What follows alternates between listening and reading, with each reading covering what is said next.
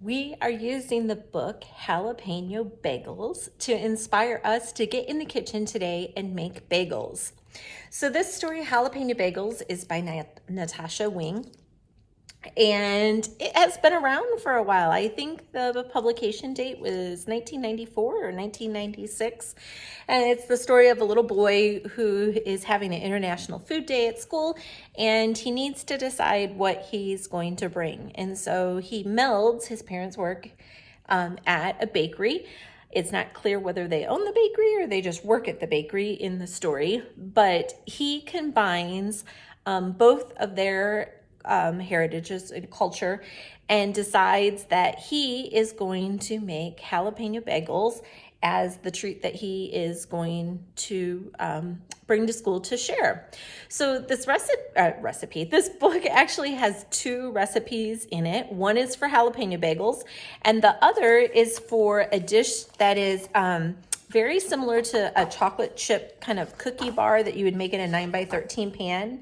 It's called chongo bars. So there's two recipes in this book. We are going to make bagels today. So let's head into the kitchen and get cooking book by book. All right, so we are gonna make bagels. I am not going to use the recipe that is in the back of the children's book that inspired us to make bagels today, because our family has a favorite bagel recipe that uses sourdough discard.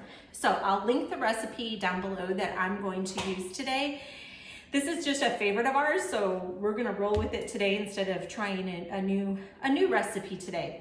And we're gonna make plain bagels because my kids are not a big fan of jalapeno, but you could, the nice thing with your bagel dough is you can do different toppings or different mix-ins, and you could divide the dough. So you could do some jalapeno.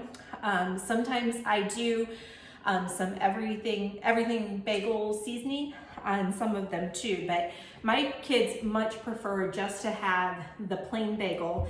That way they can do bagel and cream cheese or a bagel sandwich, or just eat a bagel fresh out of the oven, which is really good too.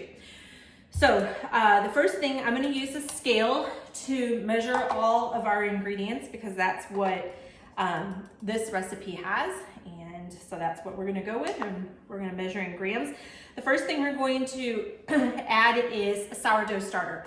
And you can use active sourdough starter or you could use discard. And I like to use discard because I always have discard in the refrigerator. So this is my one that I haven't fed yet today. So we're going to discard off of this.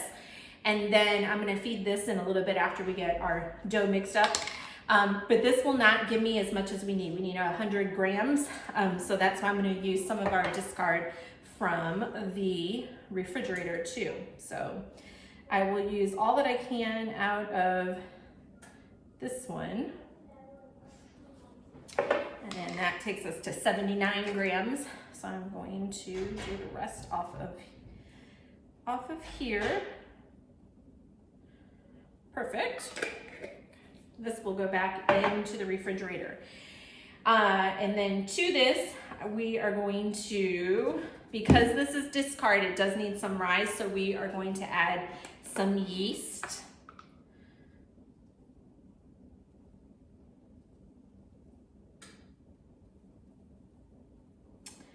So a little bit of yeast. And we're going to add 10 grams of salt.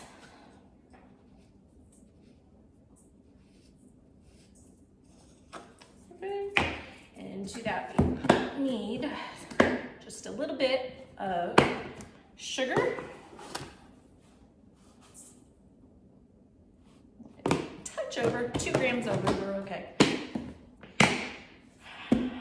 And we need our flour.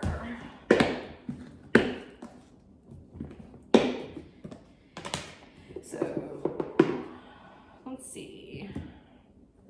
I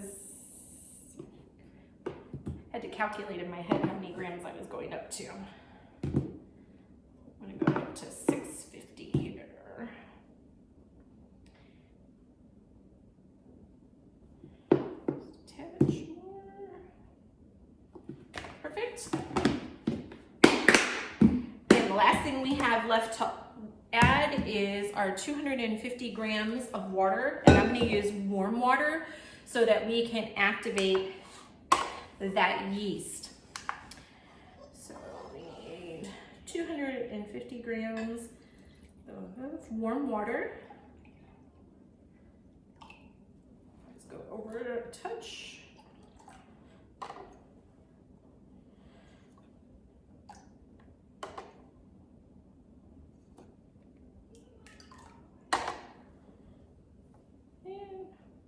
Mix them back and forth.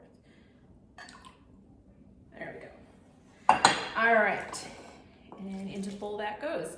All right, now all we're gonna do is we are gonna put this on the mixer and let it mix up just until it forms a shaggy dough. When it forms a shaggy dough, then we are gonna stop and we are going to let it sit for about 15 minutes, and then we're gonna come back and knead it. All right, this has rested for 15 minutes, and now we are gonna knead it for 10 minutes.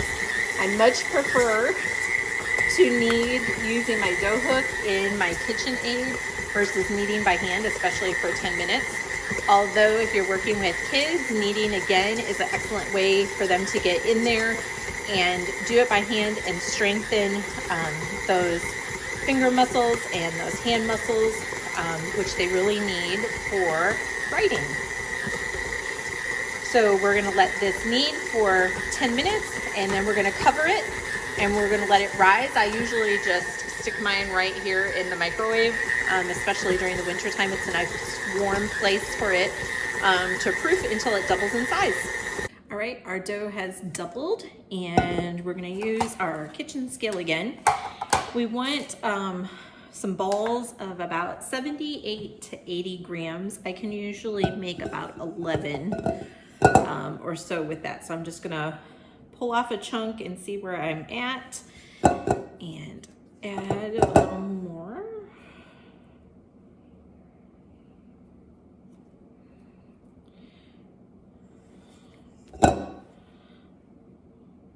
Okay, and then I am just going to kind of pinch it over, kind of like you're making a little sack or a little dumpling, so that we're kind of pulling and getting a nice smooth top.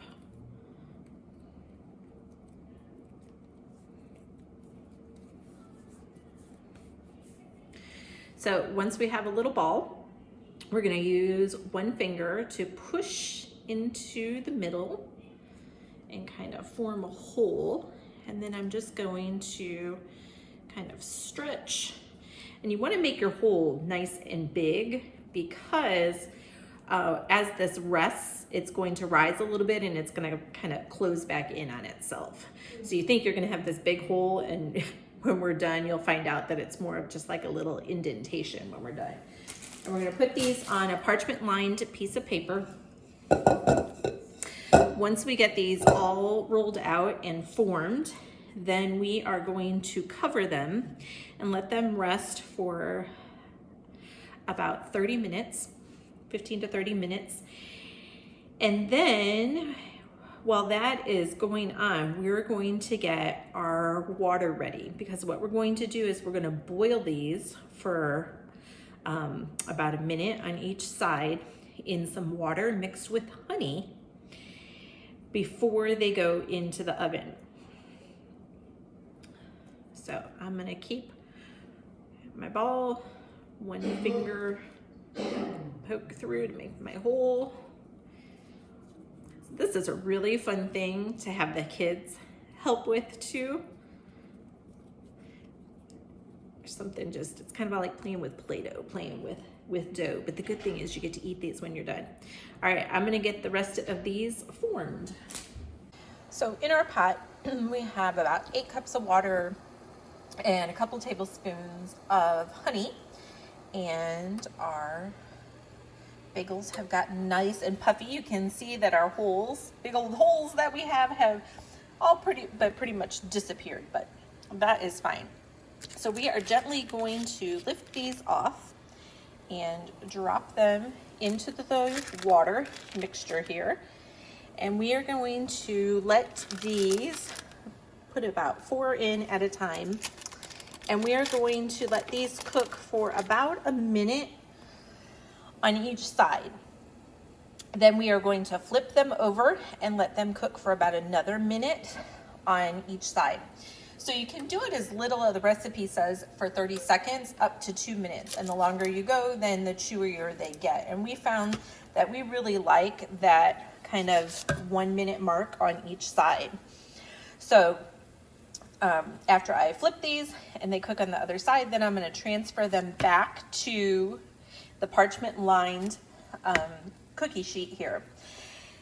At this time, when they come over to the cookie sheet, excuse me, if you want to add a topping such as an everything bagel seasoning, or we've done cinnamon and sugar in the past, or garlic would be good too, that would be your time to add the toppings. And then after we get these all boiled up, then we will transfer them to the oven where they are going to cook for about 20 minutes. So we'll give these just another minute on the other side. So these have become a real staple in our house. I have found that I am making them about once a week, and we are having them at breakfast time. We'll do a egg and bacon, maybe cheese, bagel sandwich, or one of my sons really likes a turkey sandwich on them, or we like to slice them and put them in the toaster and toast them and put some cream cheese on them too. All right, I think these are about ready to come out.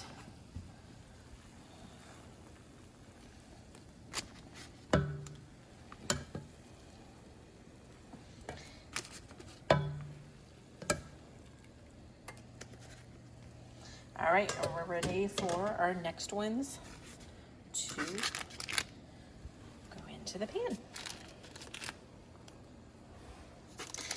The honey in this water is going to give these a beautiful golden color once they come out of the oven. And the smell, oh my goodness, is just amazing. So these can just sit here. These do not need to be covered up now. But again, this would be the time that if you wanted to add some seasoning, you could add some seasoning on top. Again, we're just going to do plain because that's what we enjoy the most. Although I do love a good bagel seasoning. I used to be intimidated at the thought of making bagels. I thought that it was a really difficult process. And it turns out that it's really easy and they're so good. And we do not really have a good bagel place near us. So learning to make my own has been amazing. And our last ones are going into the pan.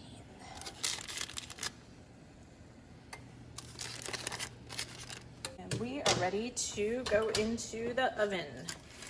And we will see these again in about 20 minutes. And there we are, fresh out of the oven.